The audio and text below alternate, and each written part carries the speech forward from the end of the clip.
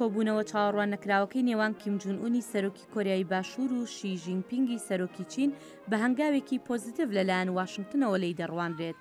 سەرۆکی ئەمریکا دانەڵد ترامپ لە تویتێکدا گوتوێتی دەرفەتێکی باش هەیە کە کیم جون ئون ئەوە بکات کە باش بێت بۆ هاوڵاتیانی و بۆ مرۆڤایەتی. گوتەبێژی کۆشکی سپی سارا هەکەبی ساندەرز دەڵێت ئەمەش بەڵگەی زیاترە کە فشارەکانی ئەمریکا بۆ سەر کۆریای باکوور کار دەکات.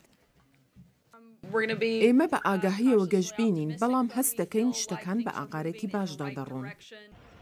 وڵاتە یەکگرتوەکانی ئەمریکا بە ڕێگەی سزای ئابووری فشارێکی زۆری خستۆتە سەر کۆریای باکوور، تەنانەت ئەو کۆمپانیایانی سەرانسەری جیهانیش کە بە شێوەیەکی نایاسایی بازرگانی لەگەڵ کۆریای باکووردا دەکەن. کۆشکی سپی لە نزیکەوە دەڕوانێتە ڕەوشەکە بەر لەوەی بە فەرمی بڕیاری کۆبوونەوەی نێوان ئەمریکا و کۆریای باکوور بدات. بینیتان بۆ یەکەم جار لەو کاتەوەی بووە بە ڕێبەری کۆریای باکوور لە وڵاتەکە دەرچوونی لە وڵاتەکەی بۆ یەکەم جار بۆ ئەو کۆبوونەوەیە بووە و ئێمە ئەمە بە هەنگاوێکی پۆزیتیڤ دەزانین کە فشارە زۆرەکانمان کاری خۆی دەکات. ئێمە بەردەوام دەبین لە بەرەو پێشچوون لەم پرۆسەیە و هیوادارین ئەم وتوێژە بکرێت.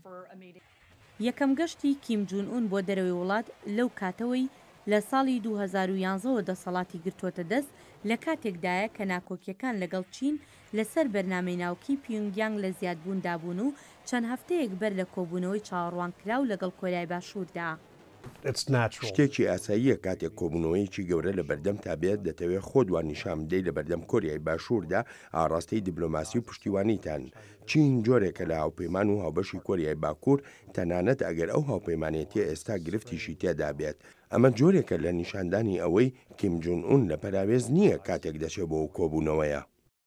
میدیای چین ڕادەگەیەنێت کیم جون ئون کراوەیە بۆ توێژی داماڵینی چەکی ناوکی، بەڵام ئەگەر کۆریای باکوور و ئەمریکا بەخواستی باشەوە وەڵامی هەوڵەکانی پیۆنگیانگ بدەنەوە. لەسەر بنچینەی ئەوەی کە لە ڕابردوودا کۆریای باکوور چ جۆرە مەرجێکی داناوە، مانای ئەوەیە کۆتایی بە هاوپەیمانی ئەمریکا لەگەڵ کۆماری کۆریادا بێت، کشانەوەی هێزەکانی ئەمریکا لە نیمچە دوورگەی کۆریا، کۆتایی هێنان بە چەتری ناوچی ئەمریکا. هیچ کام لەمانە شتێک نین کە حکوومەتی ئەمریکا یان هیچ حکوومەتێکی کۆریای باشووری پێی قایل بن. وتوێژەکانی هەردوو کۆریا بڕیارە لە کۆتایی مانگی 4 ئەنجام بدرێت کە ڕەنگە کۆبوونەوەی نێوان کیم جون ئون و سەرۆک ترامپ بە دوای خۆیدا بهێنێت. سەرۆک ترامپ لە تویتێکدا دەڵێت هەتا ئەو کاتە هەڵمەتی فشاری توند بەردەوام دەبێت.